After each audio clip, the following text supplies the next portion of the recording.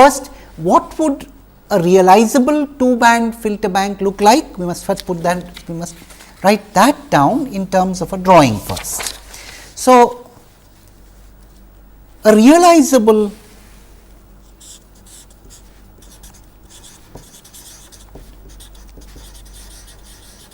two-band filter bank is like this.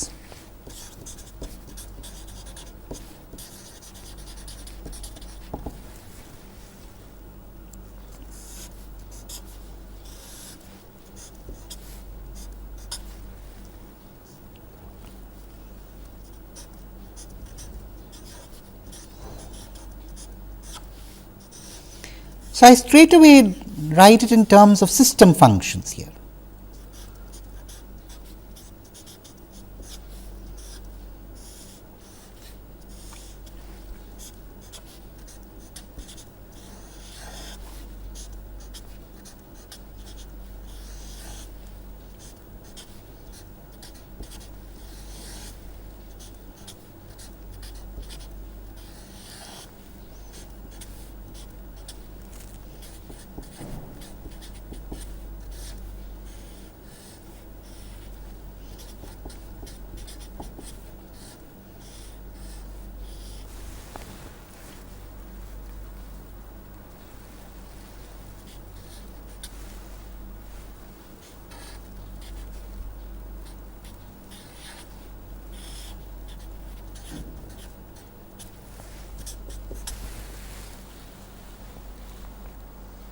This is a realizable two-band filter bank provided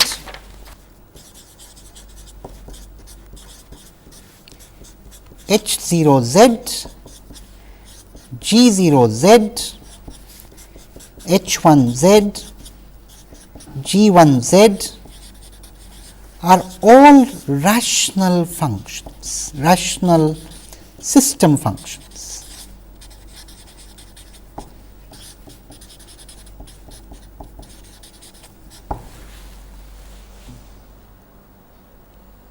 And of course, H0Z and G0Z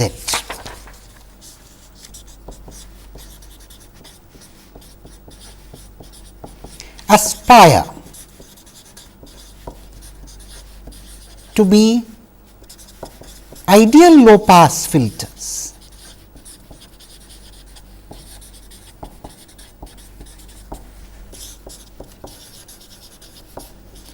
with cutoff pi by 2.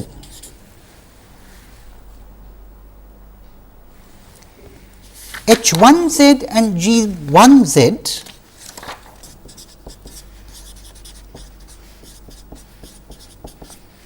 aspire to be high pass ideal filters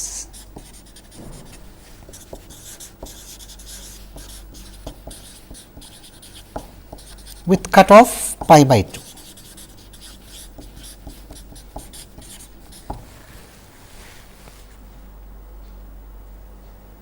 Now, having put down the structure more generally, we must now ask what is the connection between the multi-resolution analysis and this filter bank that we are trying to design.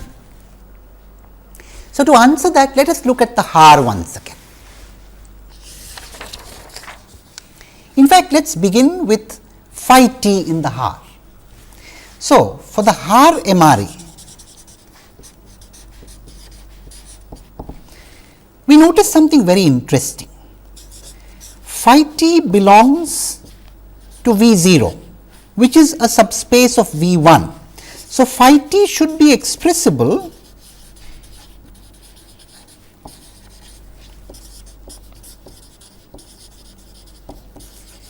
in terms of the basis of V 1. And what is that basis of V 1? It is phi 2 t minus n for integer n. It should be expressible in these terms. It is very interesting. You know, phi t is an element of V 0, V 0 is a subspace of V 1, and the basis of V 1 is again the dilates of phi t by a factor of 2 and their integer translates. So, phi t can be expressed in terms of its own dilates and translates. This leads to what is called a recursive dilation equation on phi t.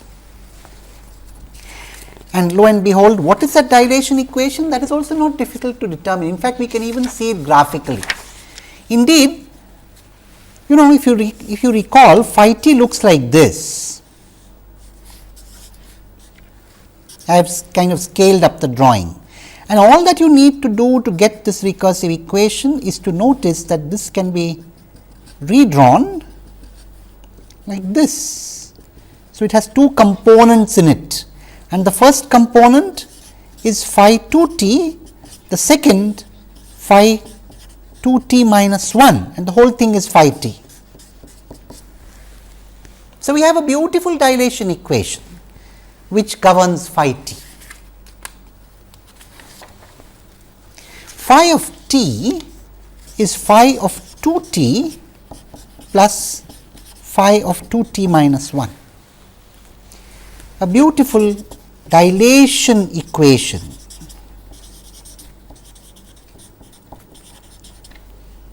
which governs phi t.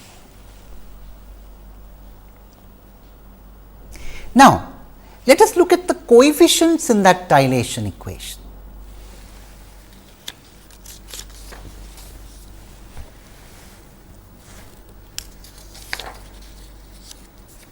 So, let me put the dilation equation before you once again. The coefficients are 1 and 1.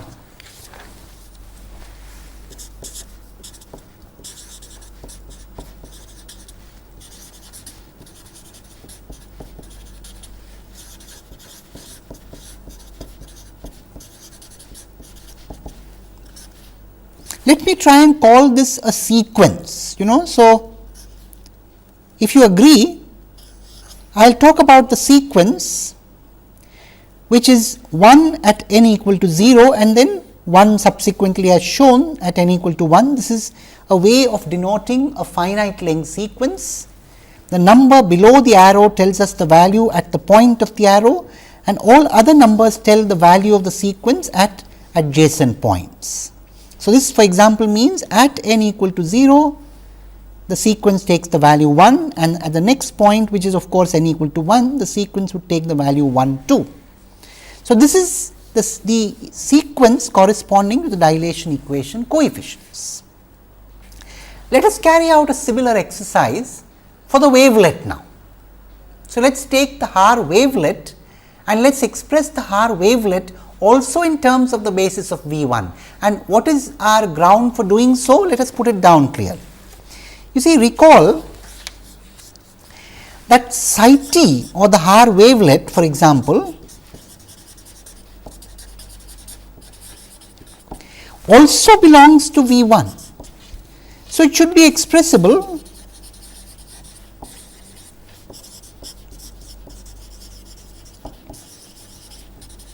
in terms of its basis.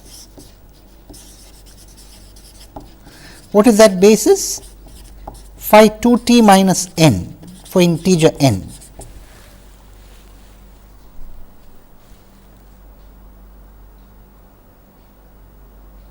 And again, if we look at it graphically, it is not difficult to do.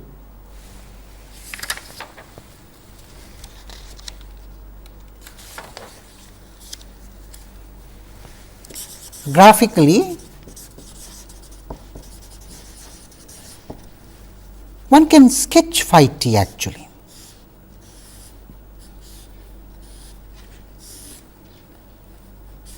And psi t too. So, this is psi t, and you can see the phi t's embedded in it. So, you have one here and you have one there.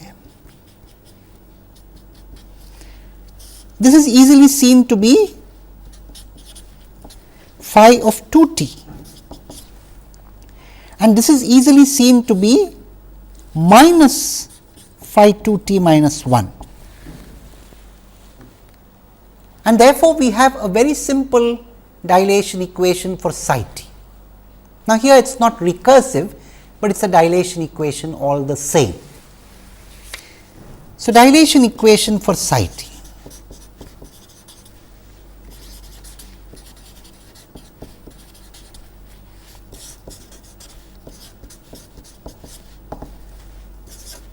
Psi of t is phi 2 t minus phi 2 t minus 1. And once again, let us put down the coefficients of this dilation equation, as we did previously. So, the coefficients again would be the coefficients involved in expanding in terms of phi 2 t minus n.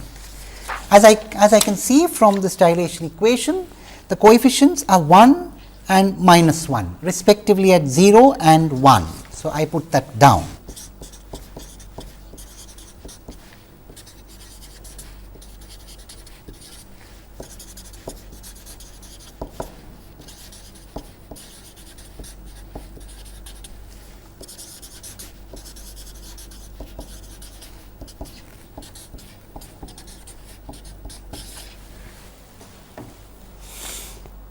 Now, things are beginning to make sense and perhaps even ring a bell. Let me put both these coefficient sequences before you once again, and then I am sure it will ring a bell. Look at the dilation equation coefficients for the phi t itself. So, in fact, let me write it down. Dilation equation coefficients for phi t,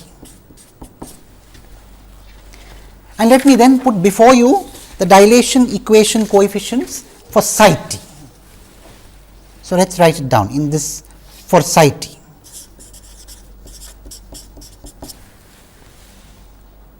Does this ring a bell? Yes, indeed. If you look at the impulse responses either on the analysis side or the synthesis side of the low pass filter and the high pass filter, these coefficients are essentially those impulse responses. A minor difference. You see, on the analysis side you have a factor of half. For the moment, keep aside that factor of half. Otherwise, these dilation equation coefficients are just those very impulse responses. Synthesis side similarly, perhaps with a plus minus ambiguity, but otherwise the same. So, we have a very intimate relation which we have seen here. The coefficient sequences in these dilation equations that govern phi t and psi t are actually the impulse responses of the filters. Now, in fact, I will go one step further. We shall now progress to show that if I know these impulse responses, I can go the other way too. So, here I have, by serendipity, so to speak, by surprise or chance discovery, come up with this relationship. Now, we will take that serendipity, that discovery further. So, indeed, let us note at the moment that within a scaling factor, if h of n, so to speak, is the impulse response of the low pass filter in question,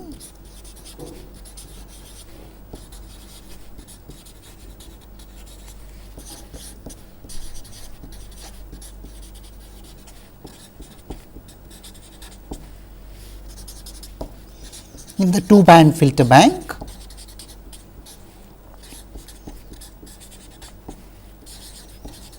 then essentially what we have is the following dilation equation. So, we will continue the dilation equation. Phi of t is summation on n over the set of integers h n phi 2 t minus n. This is the essential dilation equation for phi.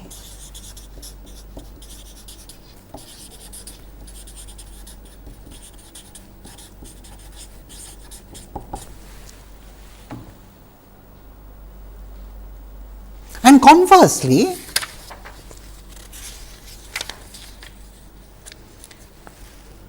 if Gn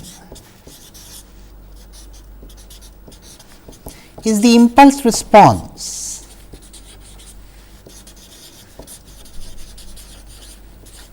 of the high pass filter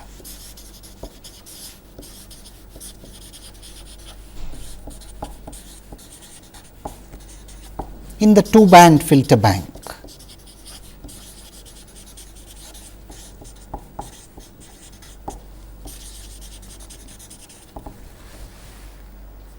then we have psi t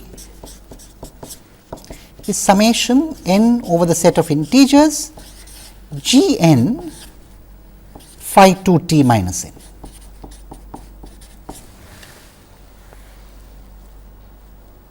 So, in the time domain we have made an intimate relationship. The low pass filter impulse response allows us to expand the essentially phi t in terms of its own dilates and translates, the scaling function in terms of its own dilates and translates. The high pass filter helps us expand the wavelet in terms of the dilates and translates of the scaling function.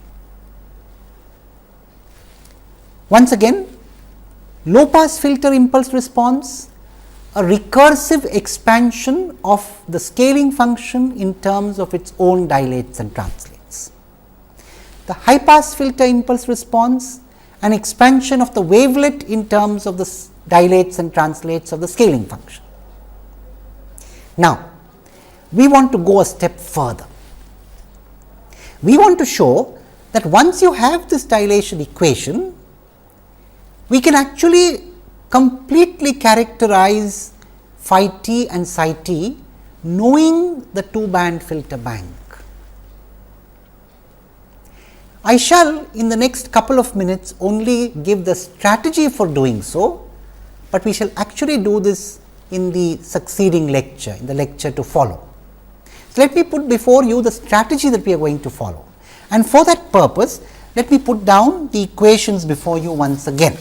So, let us recapitulate the two equations we have written. We have this dilation equation relating phi t to its own dilates and translates. What we shall do in the next lecture is to take the Fourier transform on both sides, and noting that we can express the Fourier transform of phi t, or rather phi 2 t minus n in terms of that of phi t, we shall have a recursive equation in the Fourier domain on the Fourier transform of phi.